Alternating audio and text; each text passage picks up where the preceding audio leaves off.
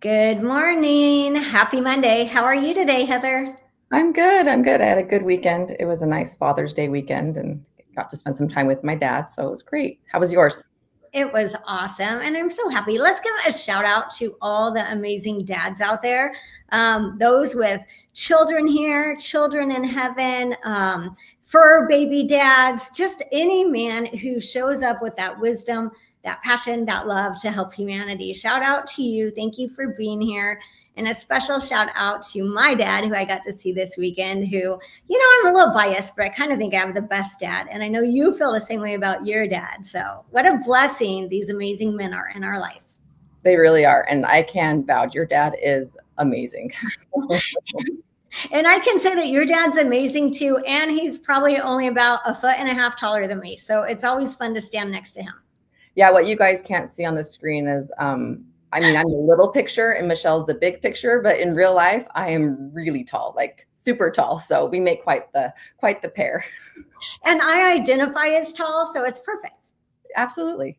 Yeah. Whenever I get to meet someone in person, they're always like, "You look so much taller on Zoom." I'm like, "Do I have a long head? What does that mean?"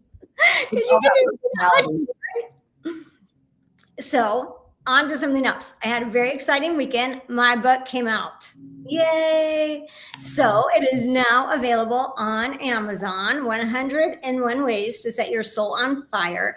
This is a book of channeled messages to help everyone remember that we are humans right now, but eternally we are a soul having the human experience. And so it's just about inspiration and reconnecting to your soul, who you are, why we're here, what are we meant to learn in this lifetime.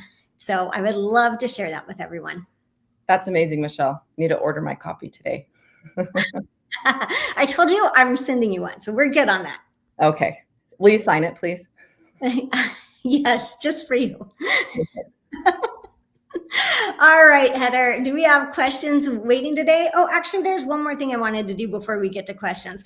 I kind of wanted to give an overall angelic message today because a lot of times in the email or the questions on there are people asking, what are my angels saying to me?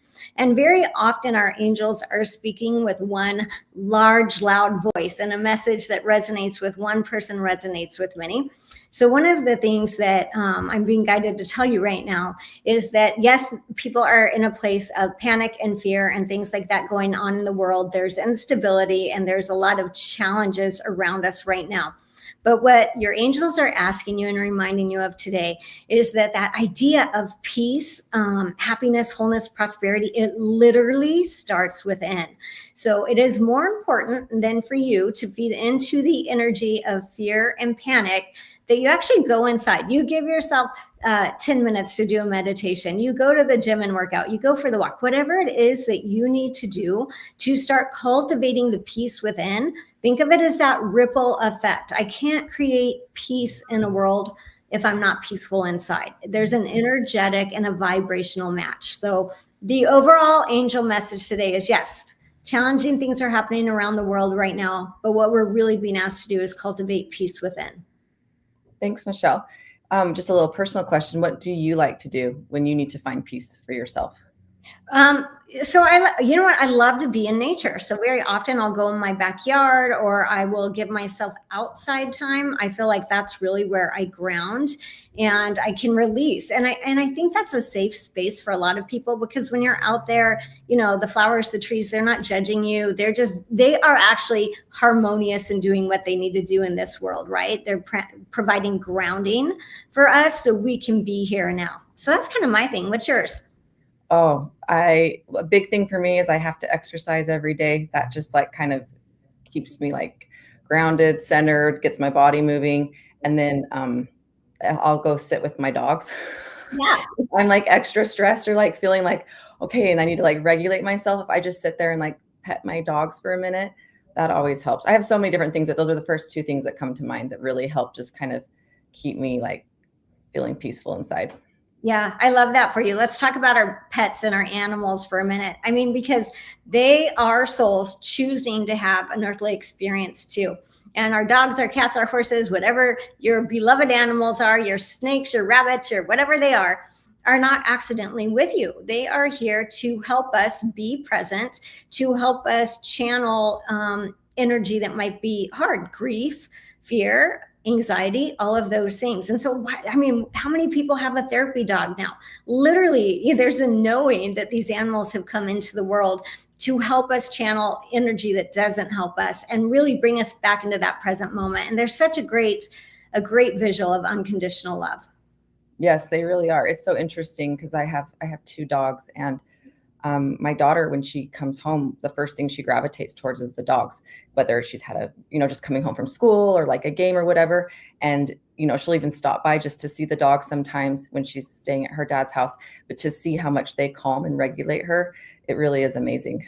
Yeah. What a blessing for anyone who has those special animals in their life. It's a blessing. It really is. And I know we've had lots of questions on our Mondays with Michelle's about different things about people's pets and how they feel and when they pass and different things like that, because they are so important in so many people's lives. Yeah, they really are. They're a huge part of our human experience.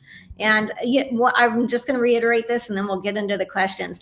Our animals do not fear what we would call death or transition. Our animals are like, oh, going back to the light. I'll see you soon. They don't fear it at all the way humans do, because they really get to stand in their power and have this comprehension of this eternal love that's right there for them. Yeah, and I actually had this discussion with some of my family this weekend because one of my siblings lost their dog that they just absolutely loved and adored. And how fascinating is that these animals sometimes will hang on for so long. We have no idea how sick they are. We have no idea, because they love us so much and they get up every day and they do their thing. They're by our sides. And it's not until sometimes they're so sick that we didn't even realize it, because they just do everything out of love. Yeah. It's amazing. It really is amazing. They stay as long as they can to help us. Yes. And you've experienced that too, I know, with your different dogs that you've had and loved so much, and how they hang on to be with us. Absolutely. Yep. So some of them have been there through my greatest challenges, right? And I'm not the only one. That happens for so many of us. Yeah, absolutely. So we have tons of questions today. And so I'm going to get to what I can. And if I skip your question, it's because we kind of had multiples or duplicates or different things like that. So I'm going to kind of go back and forth between the chat, and we have questions in our email as well. So we'll get started. This question's from David. Most of my mother's family has passed, and she worries about them. And let's see, she worries about them. Do they have any encouraging messages for her? Yeah, definitely. So when we are in a place of worrying about our loved ones on the other side, that is usually a religious type belief, because just like our animals that we are talking about, they're not worried about us on the other side or our loved ones on the other side. They're very much in communication. So with your mom, I mean, the first thing that I want to say to her is like, do not worry. That's coming in very clearly. I'm getting the number 5. So she's got at least 5 strong loved ones coming in right now. The belief system is okay, but it's not serving her at this point in time. So it's really important for her to know that she is connecting with them in the light. I always say, keep praying to them, send them energy, whatever it is that you want to do, praying for them, right? We're just talking about an energy exchange, but knowing that they're in the light. I want to say, I feel one coming in too that would have had some addictions, might have been alcohol or something like that. So I need to acknowledge that person being here and being okay. No matter how we transition, we are met with love and compassion every time. Thanks, Michelle. All right, this question's from Anne. I'm trying to get a definitive feeling on selling 2 properties. I need help. I feel like I've hit a wall. On selling 2. Okay. So the question is, do I sell both? Well, the question is I think they're stuck on which property, like what to do with the 2 properties. They didn't really get specific as to if they should sell 1, 2. Yeah. Okay. So I do feel like we're selling 1, and I feel like we are selling. I know this is going to sound weird, but the only way I can describe it locationally is whichever one is further to the west. So whether that's in the same city or in the same country or whatever that is, it feels like they're selling 1, and it's the one to the west. All right. Thanks, Michelle. Mm-hmm. This question's from Aubrey. Hi, Michelle. I'm wondering what my guides have to say about me and Hawaii. Any guidance or recognizing when it's fear to step through or intuition? Yeah. So, well, I love that question. What are your guides saying about Hawaii? So let's talk about Hawaii. It is, as Heather knows, one of my favorite places in the world. I cannot get there enough. Hawaii, just like we talk about vortexes and energies, right? Hawaii is one of the heart-centered vortexes on this planet.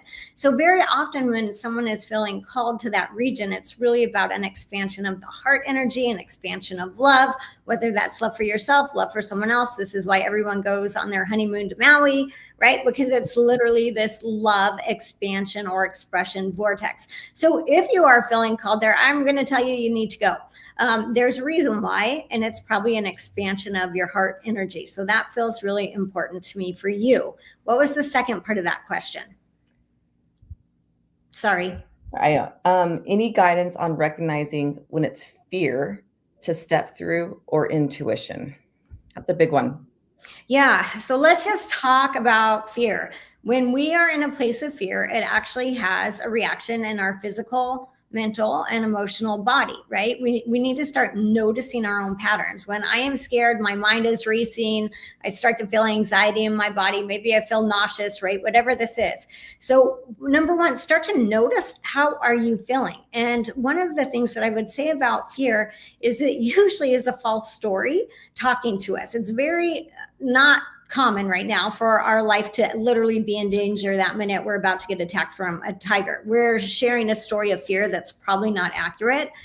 So start to notice, how is your body responding? The other thing that I will tell you is you have to give your heart a chance to talk, because our heart very much tunes into love, right? We know this. That's why on Valentine's Day, everything has hearts on it and all of this. So you really want to put both your hands on your heart. You want to give yourself an opportunity to say, what does my heart say? And you might need to ask yourself this a couple of times to get really that clear guidance. But we're wanting our heart and our brain to work together. Our brain is important, but so is our heart too. So starting to notice, what is your response? The other thing that I will tell you is, normally for me personally, when I am making a decision out of love, there's an energy where I feel like I'm relaxing into it, right? You're just, And so notice the energy, mind, body, spirit, and you're going to know which way you're making the decision. We really want to make a love-based decision, no matter what we're talking about in our life. If it's work, friends, family, whatever, on and on and on, right? Which car do you like? Which house do you like? All of that stuff. The more we can choose decisions made out of love, the more of that energy comes into our life and the easier the decisions get. Thanks, Michelle. Okay, our next question is from Tracy. My question is about my son, who is in the Air Force. He has been dealing with a lot of depression due to his wife leaving him while he was deployed. This has been a few years, and his ex has recently married. He has not reached out or talked to anyone in the family. Is he okay? Will he reach out? Will he open his heart up to find love again? I'm so heartbroken for him, but he won't talk to me. Okay, so I'm going to answer this question, and we're going to take it a little bit more general, because this is something a lot of people need to be aware of. What I am feeling is, yes, he will reach back out and he will open his heart again when he's ready. Now, here's the general part of all of this. He's also making a conscious choice right now to not let himself feel love, to not let himself heal, to not let himself be supported by people who love him, care about him, and want to support him. And I'm not just talking about this gentleman, right? I'm talking about a lot of us in life. We make conscious choices to not let the friends support us when we need to, and different things like this. So we have to honor that for whatever reason, this choice he's making right now has to be serving him in some way, or he wouldn't be making this choice. But what I will tell you is that I feel like in a couple of years, he is going to reach out again. This is why I would always say it's so important for people to be in relationships with other people that are a whole vibrational match. So one of the things that I don't like is this idea of like a half and a half makes a whole. Okay, when that happens, these situations happen, because what happens is we're not supposed to need another human to complete us, because your soul is whole, you are whole, all of this is whole, right? What we want is, you want to think about it as a complement to who you are. And it doesn't mean that we don't have partners, family members, friends who help us to balance our energy. We absolutely do. But we really want like the union of a whole person and a whole person, not a half and a half. Great insight. Thanks, Michelle. All right, our next question is from Lori. Will my daughter's gender confusion resolve so she accepts being a woman. Whew, okay, that one came in with a lot of energy. Like I just want to say, I felt like a flash of fire with that. My short answer is going to be yes, but the longer answer is this. The way the guides are showing it to me, this situation is still in, it's like the first quarter of the unfolding stage, right? So I still see a long trajectory with this. Let's talk about this on an energy level, because I think this is really important. When we start to talk about people who, feel like females or feel like males, or maybe somebody who is attracted to someone that's the same sex, what they're actually looking to do energetically is enhance that masculinity or female divinity within them. Does that make sense? So if I am wanting to connect with another female, we can actually even say this about friendships, probably all relationships across the board. What we're drawn to is, everyone knows you have the friend who's more nurturing and you have the friend who's going to be like, suck it up. And depending on where you are in life, you're going to call whichever friend you need to hear from that day, right? And so this is part of what I feel with your daughter. I feel like she is going to be going through this challenge for a while, but this is really about her looking for that divine expression of herself. Thanks, Michelle. All right, our next question is from April. I'm going through a very difficult situation with my wife and her mentally ill adult child, currently separated as of Saturday. Feeling very lost right now. Okay, April, let me tap in with your guides on that. I'm sorry about that, because I'm just, what?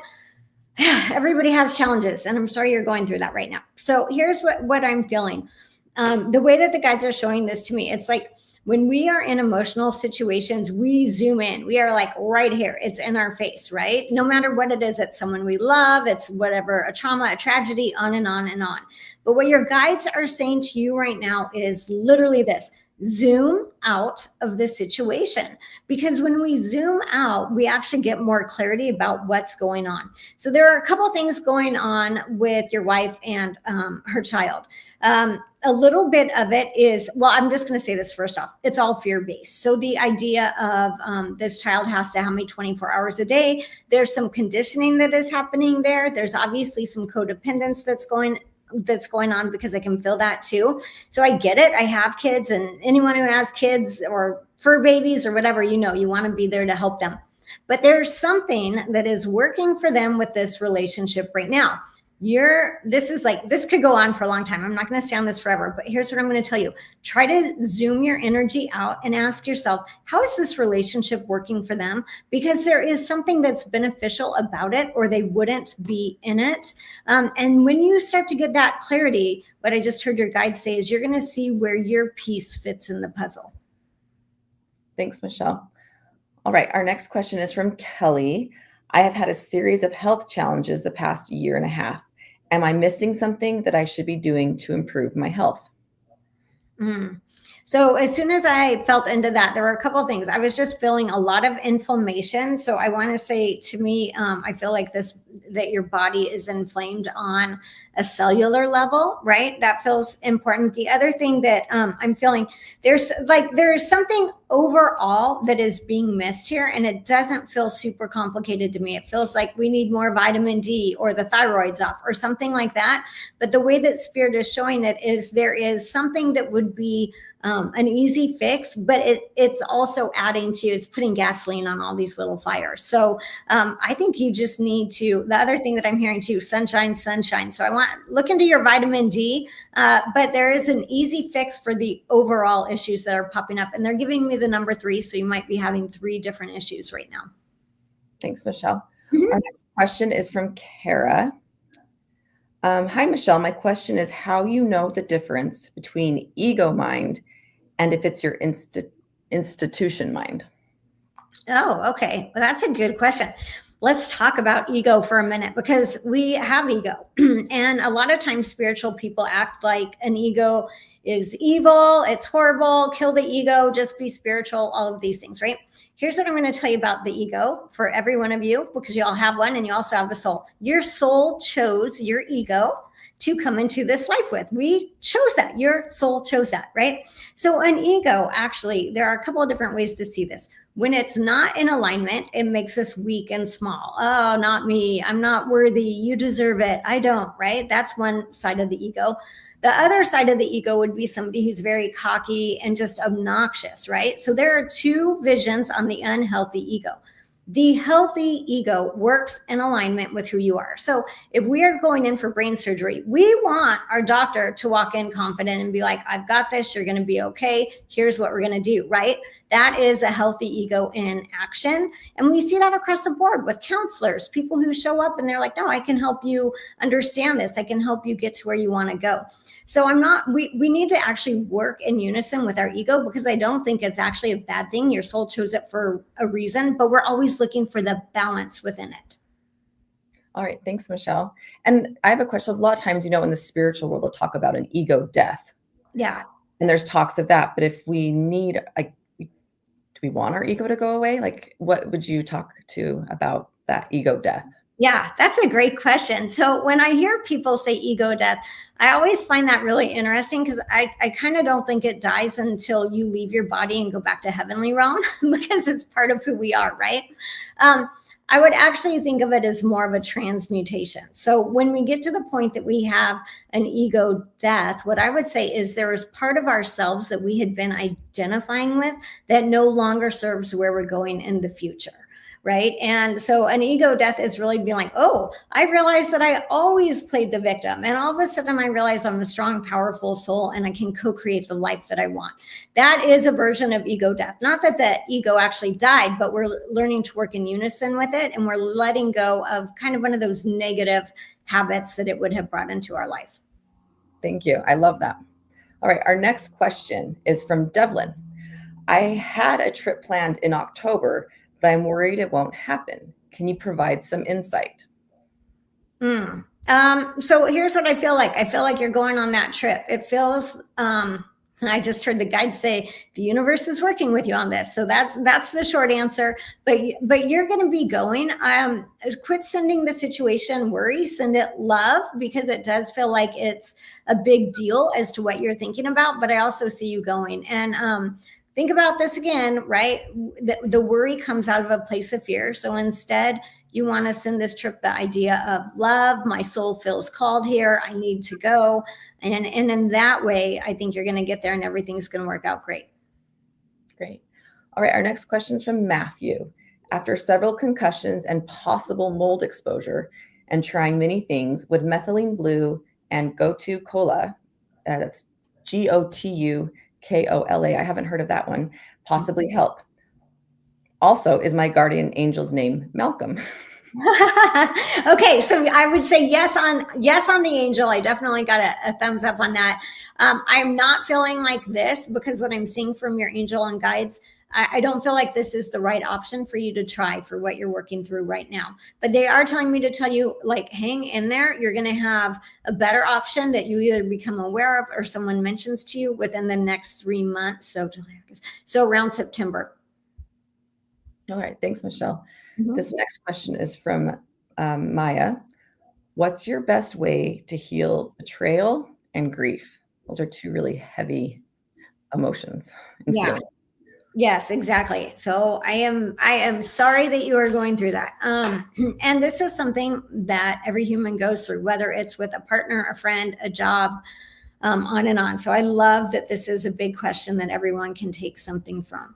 So let's talk about the first place we need to start is asking yourself, what is my soul wanting to learn here? Right? Because when we have a big life situation, in some way, shape, or form, it was in our soul plan before we came in, because our soul was going to grow, learn, move through this, right? And what I would tell you with this is, for you, number one, I always feel like betrayal in relationships is actually never really about the person who gets betrayed. It doesn't mean we don't learn and grow through it, but it's something that is within the person who does the betrayal.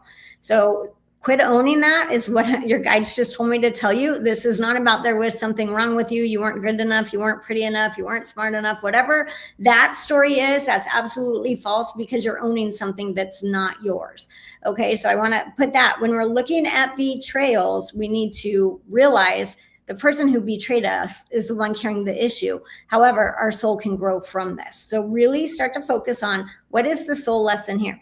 With the grief, I'm going to tell you a couple things about that. I have no way to bypass grief. If I had, I would give it to everyone and I would use it myself. I don't. So we have to honor it. We have to feel it. We have to acknowledge it.